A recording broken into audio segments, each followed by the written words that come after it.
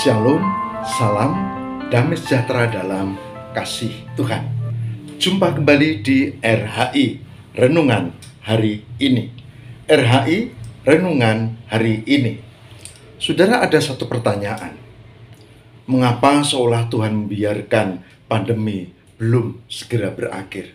Bahkan sekarang yang kena virus COVID-19, terutama varian Omicron atau Delta atau yang lain-lain itu masih cukup banyak, bahkan cenderung naik.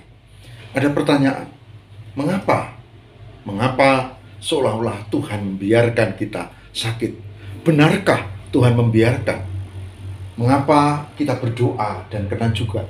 Apa benar Tuhan tidak mampu untuk menolong kita? Pertanyaan-pertanyaan yang harus direnungkan.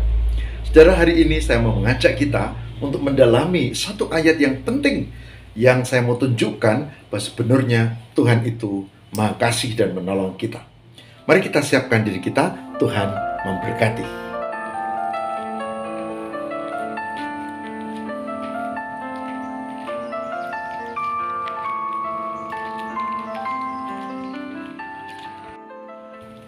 Ada satu ayat yang sangat populer yang saya berharap Ibu, Bapak, dan Saudara tidak pernah melupakannya, yaitu dari Keluaran 15 ayat 26. Keluaran pasal 15 ayat 26 dikatakan begini, Aku Tuhanlah yang menyembuhkan engkau.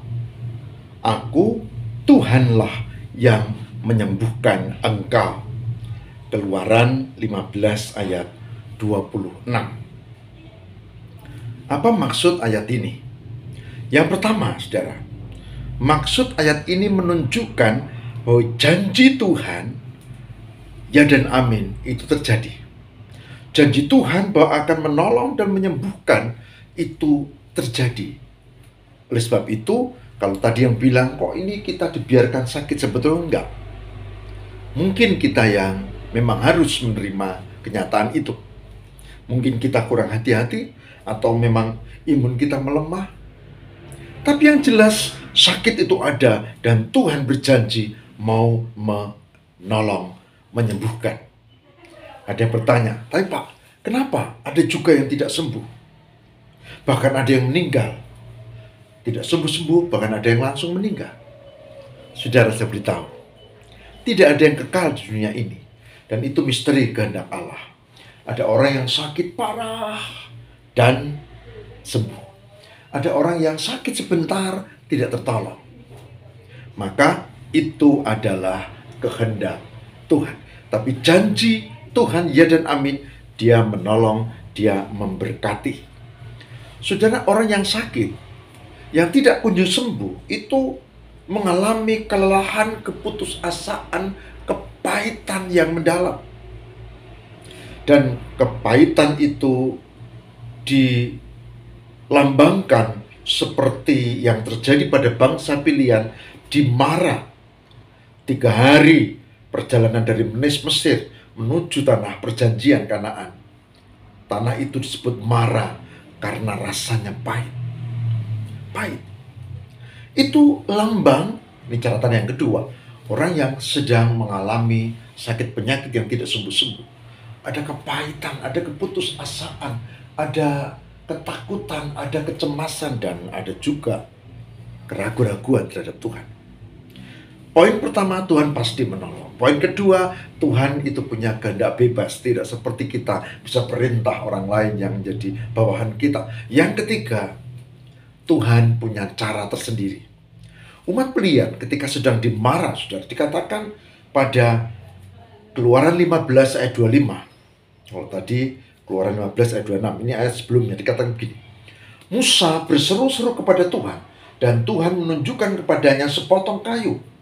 Musa melemparkan sepotong kayu itu ke dalam air, lalu air itu menjadi manis. Di sanalah diberikan Tuhan ketetapan-ketetapan dan peraturan-peraturan kepada mereka, dan di sanalah Tuhan mencoba mereka. Keluaran 15 ayat 25. Untuk bisa netral, bahkan manis, maka ada kayu yang dilemparkan. Itu simbol dari pertolongan Allah. Kalau sekarang kayu itu jelas menunjuk pada salib. Kayu yang dilemparkan Musa nyata di dalam salib Yesus yang penuh kuasa, yang menolong, sehingga disebut Yehova Robeka, Tuhanlah yang menyembuhkan engkau. Saudara, ini soal keyakinan. Maka poin pertama harus yakin Tuhan menolong kita. Poin kedua tadi dibilang Tuhan punya kehendak. Poin ketiga ada kepahitan kalau kita tidak segera sembuh. Poin yang terakhir, yang keempat adalah dibutuhkan iman yang serius untuk berserah kepada Allah. Apakah kita ditolong disembuhkan, atau dengan proses yang lama atau cepat, atau mungkin Tuhan menjawab tidak? Bisa saja. Oleh sebab itu, sebagai hambanya saya mengajak, mari kita belajar untuk berserah kepada Allah. Bagi yang sehat, bagi yang sakit, atau bagi yang sudah disembuhkan. Sebagai hambanya saya mengajak, jangan pernah melupakan Tuhan, dan Tuhanlah sumber kekuatan. Dia yang menyembuhkan kita. Tapi itu butuh keyakinan. Dan saya berkali-kali membuktikan itu, dan Tuhan menolong. Mari kita berdoa. Tuhan, kami sadar akan kehidupan kami. Kami sadar akan keterbatasan dan kelemahan fisik kami. Kami juga sadar dan kami membutuhkan pertolongan Tuhan.